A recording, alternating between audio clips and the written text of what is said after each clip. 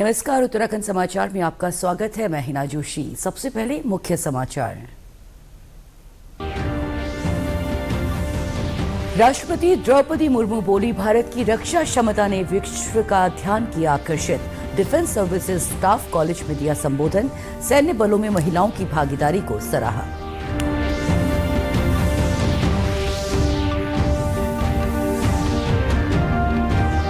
केंद्रीय वाणिज्य एवं उद्योग मंत्री पीयूष गोयल ने कहा, भारत वाणिज्य अनुसंधान और निवेश के लिए है पहली पसंद। डिजिटल इंडिया अभियान से देश में हुआ क्रांति का सूत्रपात।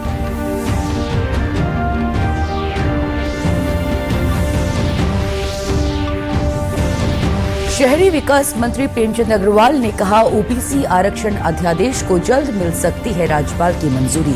अध्यादेश के बाद ही होंगे राज्य में निकाय चुनाव। तैयारियों में जुटा राज्य निर्वाचन आयोग।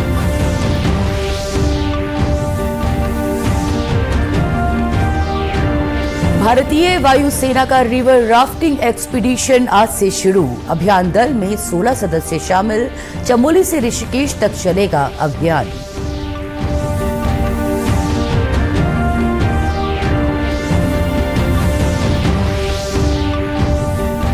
और पत्र सूचना कार्यालय की ओर से देहरादून में कार्यशाला का आयोजन। छात्रों को वेव्स 2025 चैलेंज के प्रति किया गया जागरूक। 5 से 9 फरवरी तक दिल्ली के भारत मंडपम में होगा आयोजन। और अब समाचार विस्तार से। राष्ट्रपति द्रौपदी मुर्मू ने कहा है कि भारत की रक्षा क्षमता ने विश्व का ध्यान आकर्षित किया है। वेलिंगटन ऊटी में डिफेंस सर्विसेज स्टाफ कॉलेज में एक संबोधन में राष्ट्रपति ने कहा कि रक्षा बलों में महिलाओं की भागीदारी पर देश को गर्व है। दुनिया के सबसे ऊंचे युद्ध क्षेत्र सियाचिन की अपनी हाल ही की यात्रा को याद करते हुए उन्होंने कहा कि महिला सैनिक कठिन परिस्थितियों में भी मजबूती के साथ खड़ी हैं। उन्होंने विभिन्न देशों से विशेष पाठ्यक्रम में भाग लेने वाली महिला अधिकारियों की सराहना की।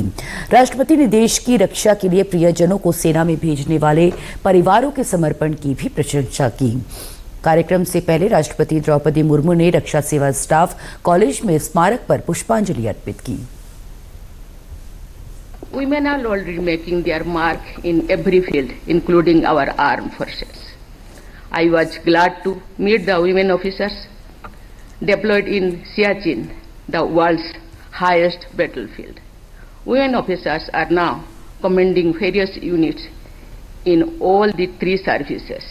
I am glad to know that in Indian Navy, a lady officer has been posted as commanding officer of the frontline warship for the very first time. Earlier this month, on board INS Vikrant, during my day at sea in Goa, I met the young and energetic women Agniveers and women sailors. The increasing strength and role of women in all spheres is encouraging and inspiring for all, especially young girls. I look forward to witnessing more and more women joining armed forces where they can demonstrate exceptional capabilities and break new ground in uncharted territories. We must remember that women warriors have written glorious chapters of Indian history in not so distant past. केंद्रीय वाणिज्य और उद्योग मंत्री पीयूष गोयल ने कहा है कि विभिन्न क्षेत्रों में विकास से भारत अंतर्राष्ट्रीय वाणिज्य अनुसंधान और निवेश के लिए पहली पसंद बन गया है। नई दिल्ली में आज मीडिया को संबोधित करते हुए श्री गोयल ने बताया कि डिजिटल इंडिया अभियान से देश में क्रांति आई है, जिसने विश्व में भारत को डेटा सेंटर, कृत्रिम बुद्धिमत्ता में शोध और वैश्विक क्षमता केंद्र के रूप में स्थापित किया है। उन्होंने ये भी कहा कि इंटरकनेक्टेड ग्रिड नेटवर्क और बुनियादी ढांचे के विकास से देश की कनेक्टिविटी में क्रांतिकारी बदलाव आया है।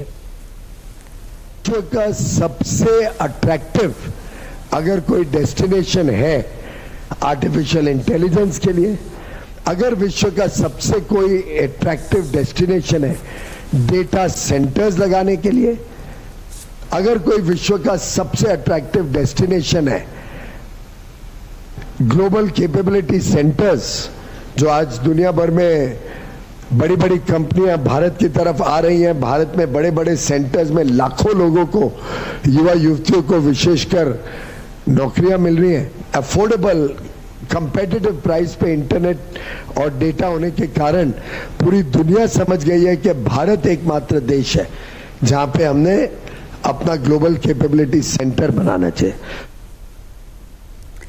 उत्तराखंड में नगर निकायों के चुनाव दिसंबर महीने में होने की संभावना है।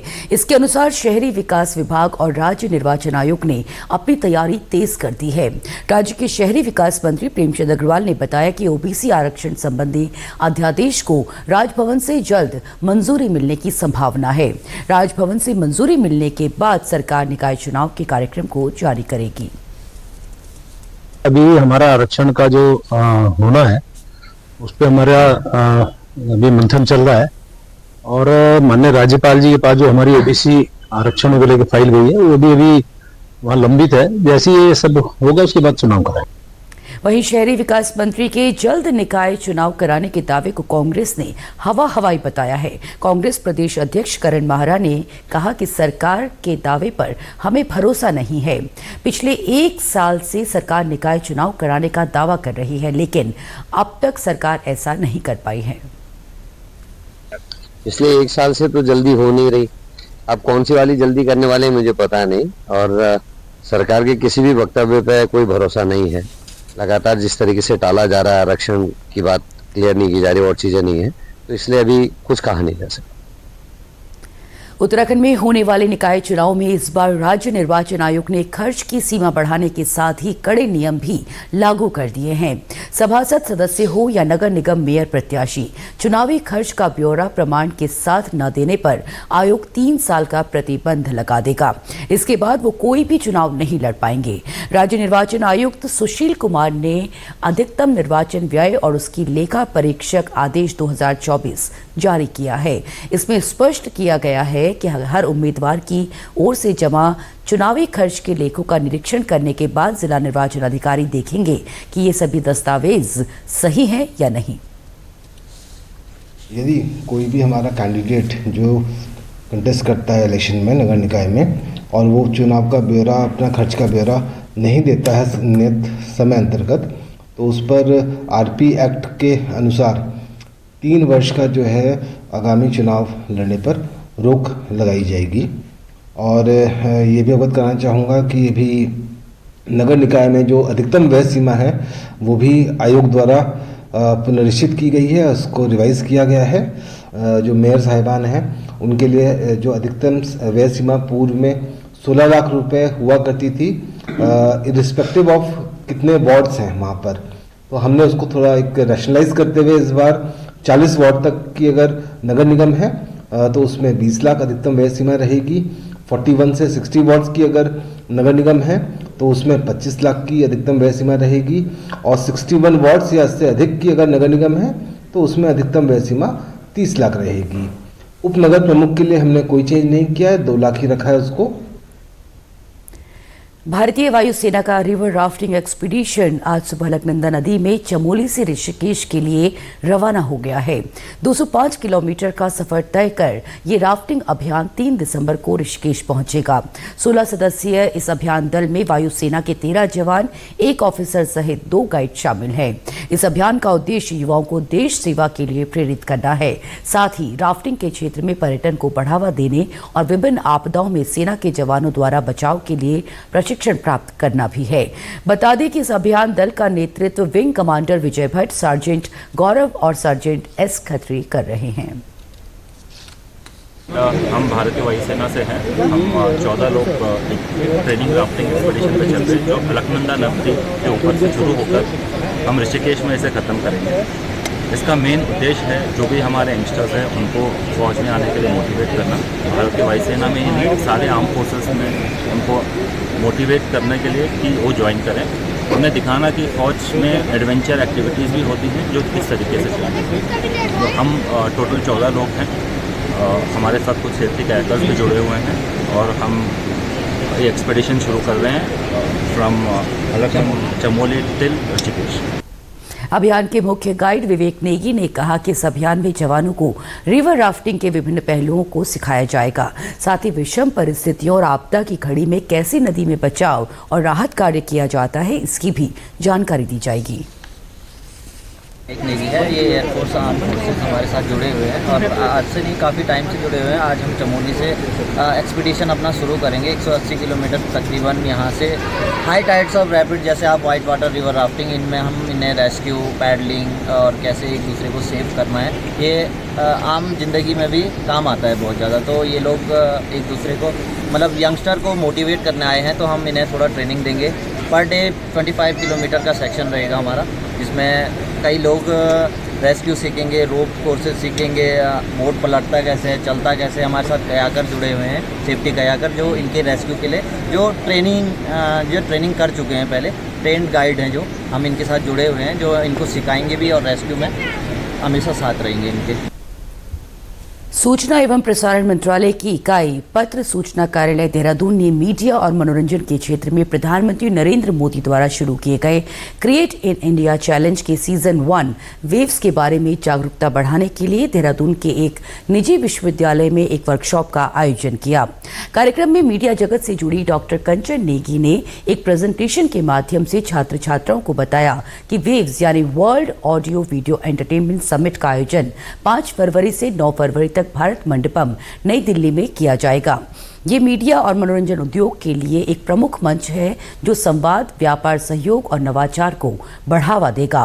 वेव्स में कुल 27 चैलेंज शामिल हैं, जिनमें reel making, poster making, animation, community radio, broadcast, artificial intelligence, graphics, promos और ड्रोन फिल्म मेकिंग जैसे प्रतिस्पर्धात्मक कार्यक्रम होंगे, जो प्रतिभागियों को अपनी रचनात्मक और कौशल प्रदर्शित करने का अवसर प्रदान करेंगे। इससे पहले छात्र छात्राओं को संबोधित करते हुए आकाशवाणी और दूरदर्शन देहरादून के समाचार प्रभाग की उप निदेशक साक्षी सिंह ने कहा कि मीडिया और मनोरंजन क्षेत्र में भारत की पारंपरिक संस्कृति को बढ़ावा देने के लिए वेव्स एक प्रमुख मंच है। उन्होंने वेव्स की अलग अलग वर्गों में होने वाली प्रतियोगिताओं में भाग लेने की छात्र छात्राओं से अपील की। कार्यक्रम को संबोधित करते हुए यूनिवर्सिटी के निदेशक प्रोफेसर सुभाष गुप्ता ने कहा कि वेव्स युवाओं के लिए केंद्र सरकार द्वारा उपलब्ध कराया गया एक उत्कृष्ट मंच है। उन्होंने जोर देते हुए कहा कि न्यू मीडिया और एंटरटेनमेंट के क्षेत्र में हमारी कोशिश होनी चाहिए कि हम इसमें भारत की पारंपरिक संस्कृति और मूल्यों को प्रदर्शित करें। कार्यक्रम को संबोधित करते हुए पत्र सूचना कार्यालय देहरादून के सहायक निदेशक संजीव सुंदरयाल ने कहा कि वेव्स 2025 युवाओं के लिए एक बड़ा अवसर है। उन्होंने कहा कि वेव्स 2025 मीडिया और मनोरंजन के बारे में नई सोच को बढ़ावा देने के लिए एक ऐतिहासिक मंच तैयार करेगा। वेव्स प्रोग्राम है world audio visual entertainment summit, ये 4 से लेकर 9 फरवरी तक भारत मंडपम पे आयोजित किया जाएगा नई दिल्ली पे। हमारा जो कार्यक्रम का उद्देश्य था, जो प्रेस इन्फॉर्मेशन ब्यूरो जो सारे कार्यक्रम कर रहा है वो पूरे देश में चल रहे हैं, जिसमें क्रिएट इंडिया चैलेंज एक कार्यक्रम भी है, जिसमें सभी छात्र जो मास मीडिया कम्युनिकेशन, ग्राफिक्स के हैं, AI के बच्चे हैं, तो वो यहाँ पर इस प्रतिस्पर्धा में भाग ले सकते हैं। प्रतिस्पर्धा का जो तरीका ये रहेगा कि उसमें QR कोड्स दे रखे हैं, आप वेबसाइट से जाके ले सकते हैं, आपको रजिस्टर्ड करना है और इसमें कोई एज लिमिट वगैरह कुछ नहीं है। वो चाहे डॉक्यूमेंट्री कर सकते हैं, प्रोमोज बना सकते हैं, रील्स बना सकते हैं, AI के प्लेटफॉर्म्स हैं, आपके म्यूजिक से हैं, ब्रॉडकास्ट से हैं, रेडियो ब्रॉडकास्ट से रिलेटेड हैं, कुछ भी होगा तो अपनी सुविधा के और जिस फील्ड में वो काम कर रहे हैं वो बच्चे उसमें अपने आप को रजिस्टर करके उस चैलेंज को ले सकते हैं। और उसमें 2.75 करोड़ रुपीस के इनाम रखे गए हैं, जो इन्हीं बच्चों में से किसी को दिए जाएंगे, जो विभिन्न श्रेणियों में दिए जाएंगे। कार्यक्रम में मशहूर सिनेमेटोग्राफर जयदेव भट्टाचार्य ने छात्र छात्राओं को सिनेमेटोग्राफी और डॉक्यूमेंट्री बनाने के गुर सिखाए। उन्होंने कहा कि मौजूदा समय में डॉक्यूमेंट्री और फिल्म मेकिंग में छात्र छात्राओं के लिए बेहतर भविष्य के दरवाजे खुले हैं। कार्यक्रम में छात्रों को ओहो रेडियो के RJ काव्या ने भी संबोधित किया। RJ काव्या ने छात्र छात्राओं को इंटरनेट, रेडियो और मॉडर्न मीडिया के बारे में अहम जानकारी दी। उन्होंने कहा कि इंटरनेट, रेडियो के क्षेत्र में भविष्य में मास कम्युनिकेशन से जुड़े छात्र छात्राओं के लिए कई दरवाजे खुलेंगे, जिनमें छात्र छात्राएं अपना बेहतर करियर बना सकेंगे। इस दौरान छात्रों के साथ वेव्स विषय पर एक ओपन क्विज भी खेला गया। प्रदेश सरकार उत्तराखंड में बाहरी राज्यों के लोगों के द्वारा जमीनों की अवैध खरीद फरोख्त करने की जांच कर रही है। संयुक्त मजिस्ट्रेट रानीखेत, अल्मोड़ा, राहुल आनंद ने आज राजस्व की टीम के साथ अल्मोड़ा के रानीखेत तहसील क्षेत्र के मचखाली, द्वारसो और डीरा क्षेत्र में एक बिल्डर द्वारा बनाए जा रहे निर्माण कार्यों का जायजा लिया और इससे संबंधित दस्तावेजों की जांच करने के आदेश दिए। संयुक्त मजिस्ट्रेट राहुल आनंद ने कहा कि विभिन्न स्थानों में जमीनों की अवैध खरीद फरोख्त कर निर्माण कार्य को लेकर कई तरह की शिकायतें आ रही थी, जिसे लेकर उन्होंने राजस्व टीम के साथ निरीक्षण किया। जमीनों के लेकर कई तरह की शिकायतें जो है हमारे पास आ रही थी कई समय से, तो इसी क्रम में निरीक्षण किया गया 3-4 जगहों पे, स्पेशली मजखाली, द्वारसो वाले एरिया में। तो जैसे हमारी एक पहली जो थी कि एक वीरेंद्र मोहन द्वारा जो बेची गई है ज़मीन, तो एक किसी महिला को बेची गई, तो वहाँ पे उल्लंघन का मामला सामने आया है कि 250 वर्ग मीटर से ज़्यादा जो उत्तराखंड के बाहर के निवासी नहीं खरीद सकते, उसका उल्लंघन किया गया था। उस मामले में निरीक्षण किया गया। इसके अलावा एक रेरा के अप्रूवल के संबंधित एक आया था कि रेरा के अप्रूवल के बिना जो है कुछ डेवलपमेंट हो रही है, तो उसका निरीक्षण किया गया। इसके अलावा हमारे बिरला स्कूल के ऊपर भी एक शिकायती पत्र आया था कि वो ज़मीन जो है वो सरकारी ज़मीन है, तो इन सभी चीज़ों का जो है निरीक्षण किया गया। इन सब में जो है मौके पर हमारे क्षेत्रीय पटवारी कानून वो सभी उपस्थित थे। हमने सारे अपने जो स्वामित्व के अभिलेख हैं उनसे मैच किया गया, तो उसको मिलाकर देखा गया, उससे मिलान किया गया, तो कुछ उसमें अनियमितताएं पाई गई, जिसकी जो रिपोर्ट बनाकर शीघ्र ही अग्रसारित की जाएगी। यह वक्त हो चला है छोटे से विराम का। बने रहिए हमारे साथ, जल्द हाजिर होते हैं।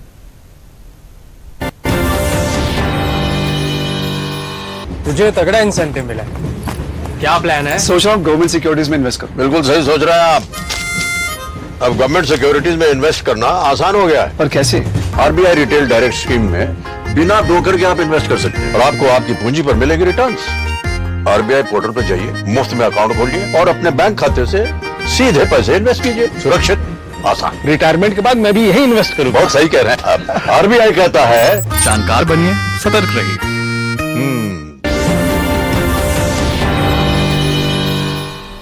विराम के बाद आप सभी का पुनः स्वागत। हमारा गांव हमारा जल प्रबंधन सुजल एवं स्वच्छ गांव कार्यक्रम के तहत नई टिहरी स्थित विकास भवन सभागार में पेयजल निगम के तत्वाधान में एक निजी संस्था के सहयोग से विभागीय हितधारकों अधिकारियों हेतु एक दिवसीय कार्यशाला का आयोजन किया गया। मुख्य विकास अधिकारी डॉक्टर अभिषेक त्रिपाठी, जिला विकास अधिकारी मोहम्मद आलम, परियोजना निदेशक PS चौहान ने दीप प्रज्वलित कर कार्यक्रम का शुभारंभ किया। मुख्य विकास अधिकारी डॉक्टर अभिषेक त्रिपाठी ने बताया कि राज्य सरकार द्वारा उत्तराखंड के 2 जनपदों देहरादून और टिहरी गढ़वाल को इस योजना के तहत 3 साल के लिए चुना गया है। उन्होंने बताया कि इसमें जल स्रोतों के संवर्धन और सुरक्षा के लिए कार्य किया जाना है। राज्य सरकार द्वारा जो है 2 जनपदों को चिन्हित किया गया है, देहरादून और टिहरी गढ़वाल, जिसमें कि कुल 500 गाँव को चिन्हित किया गया है। इसमें टिहरी गढ़वाल के 325 गांव हैं, जिसमें से 85 गांव प्रथम फेज में लिए गए हैं और ये 85 गांव हमारे प्रतापनगर, जाखनीधार और भिलंगना ब्लॉक के हैं। वहीं देव ऋषि एजुकेशन सोसाइटी के निदेशक नितिन जगताप ने बताया कि जिला स्तरीय कार्यशाला में पेयजल विकास विभाग से जुड़े विभागों को सम्मिलित किया गया है। प्रथम चरण में 85 मॉडल गांवों में कार्यक्रम चलाया जाएगा। एकल ग्राम योजना वाले जो गांव हैं उनको प्राथमिकता के आधार पर इस योजना के तहत चयनित किया जाएगा और इसमें जहां पर जल स्रोत हमारे सूखते जा रहे हैं और पानी की समस्या जहां पर बढ़ती जा रही है, जहां पर पानी के स्रोत सूख रहे हैं, उन्हीं को प्राथमिकता के आधार पर इस परियोजना में लिया जाएगा और इसमें वैज्ञानिक तरीके से पूरा सर्वेक्षण करके स्रोतों का उद्धार और जीर्णोद्धार किस तरीके से किया जाएगा, तो वो सारी गतिविधियां इस परियोजना में सम्मिलित हैं। टिहरी जनपद में आज जिला समाज कल्याण विभाग द्वारा स्वास्थ्य विभाग के सहयोग से दिव्यांग शिविर का आयोजित किया गया।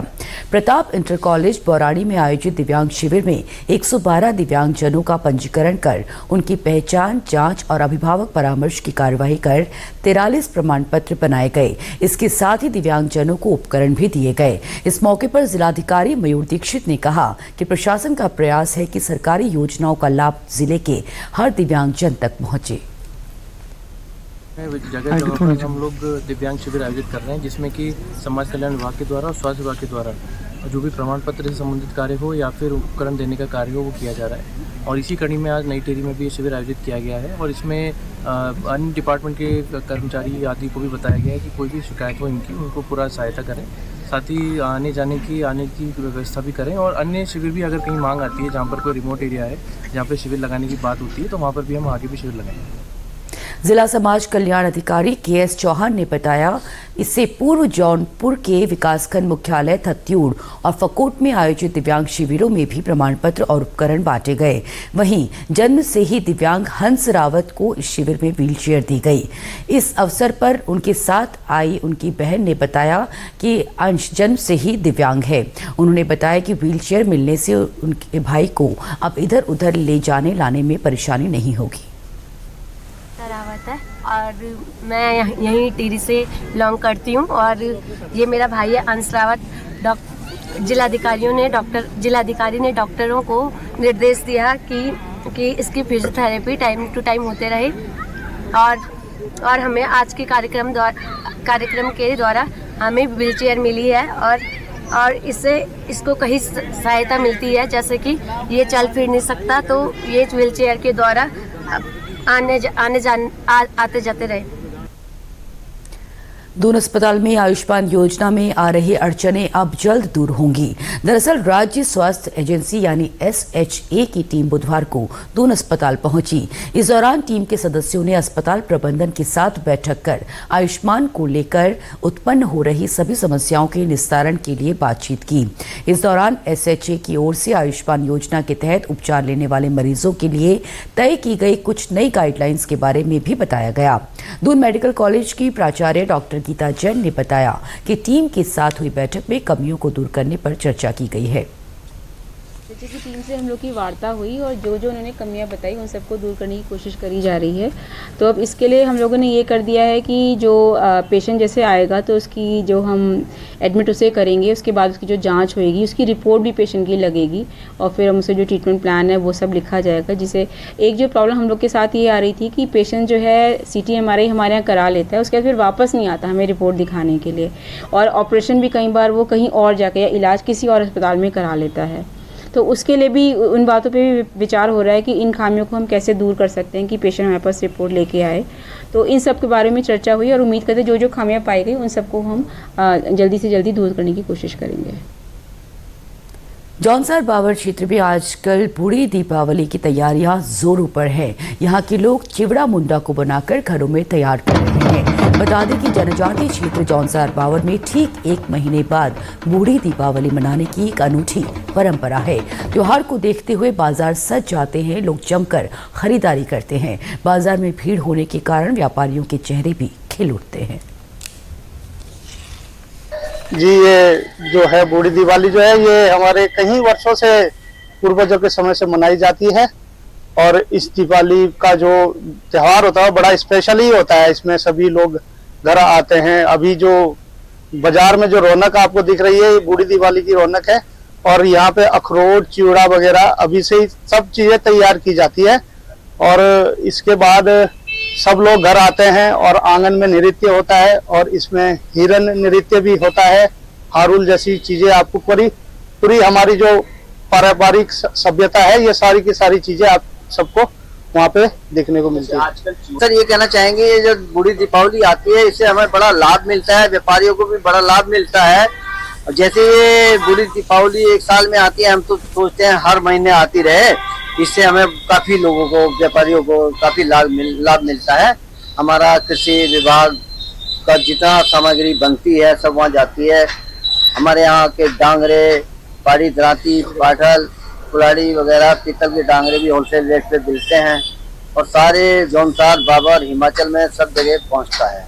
इससे हमारा बड़ा फायदा पहुंचता है। हम ये सोचते हैं ये दीपावली बार बार आए, सबको खुशियाँ लेकर आए। ये बूढ़ी दिवाली आती है तो इससे हमें बहुत फायदा मिलता है। मेरी रेडीमेड की शॉप है तो इससे हमारा माल भी बहुत बिकता है। बहुत पहाड़ से लोग आते हैं, कस्टमर बहुत अच्छे और माल हमारे बहुत फायदा होता है। हमारे सब व्यापारियों को बहुत फायदा होता है इस बूढ़ी दिवाली से। साल में 1 बार आती है, इससे बहुत हमें फायदा मिलता है।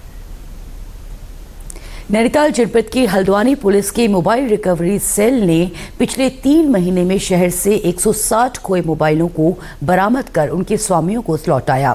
एसएसपी प्रहलाद नारायण मीणा ने मीडिया को बताया कि खोए मोबाइल रिकवर करने के लिए अभियान चलाया गया था। उन्होंने कहा कि रिकवर किए गए मोबाइलों को उनके स्वामियों को लौटा दिया गया है। मोबाइल गुम होते हैं, उनकी रिकवरी करने के बाद में समय समय पर हम उनके मोबाइलों को हैंड ओवर करते हैं। तो आज हमने पिछले 3 महीने में जो मोबाइल गुम हुए हैं और जो बरामदगी हुई है उसमें आज 160 मोबाइल जो है हमने आज पब्लिक को रिटर्न करने के लिए रखे हैं। और अगर वर्ष 2024 में देखा जाए तो अब तक हमने पूरे साल भर में 404 मोबाइल जो है इस तरीके से बरामद किए गए हैं, जिनकी कीमत लगभग 75 लाख रुपए के आसपास की। देश की सार्वजनिक प्रसारक प्रसार भारती ने ओटीटी प्लेटफॉर्म के क्षेत्र में कदम रखते हुए हाल ही में वेव्स की शुरुआत की है। ये डिजिटल मीडिया और ओटीटी दर्शकों को एक संपूर्ण एंटरटेनमेंट इकोसिस्टम देता है।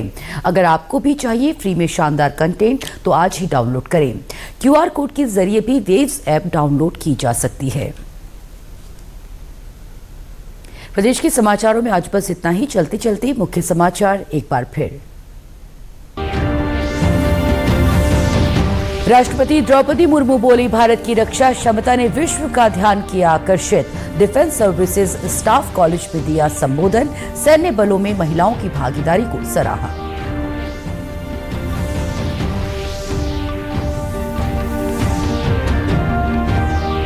केंद्रीय वाणिज्य एवं उद्योग मंत्री पीयूष गोयल ने कहा, भारत वाणिज्य अनुसंधान और निवेश के लिए है पहली पसंद। डिजिटल इंडिया अभियान से देश में हुआ क्रांति का सूत्रपात।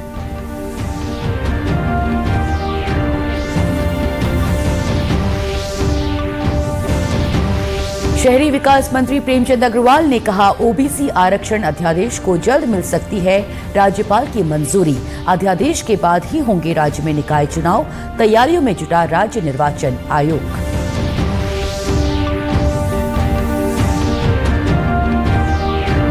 भारतीय वायुसेना का रिवर राफ्टिंग एक्सपीडिशन आज से शुरू। अभियान दल में 16 सदस्य शामिल। चमोली से ऋषिकेश तक चलेगा अभियान।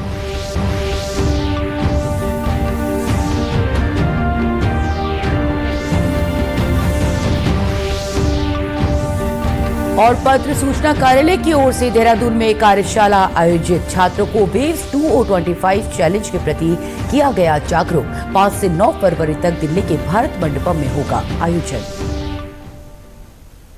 प्रदेश से जुड़ी अपडेट्स के लिए आप हमसे सोशल मीडिया के माध्यम से भी जुड़ सकते हैं। हमारा एक्स हैंडल है DDNews_देहरादून। हमारा फेसबुक पेज है DD न्यूज उत्तराखंड। हमारे YouTube channel DD news Uttarakhand को आप सब्सक्राइब करें और हमारे Instagram page DD news Uttarakhand को भी आप फॉलो कर सकते हैं। नमस्कार।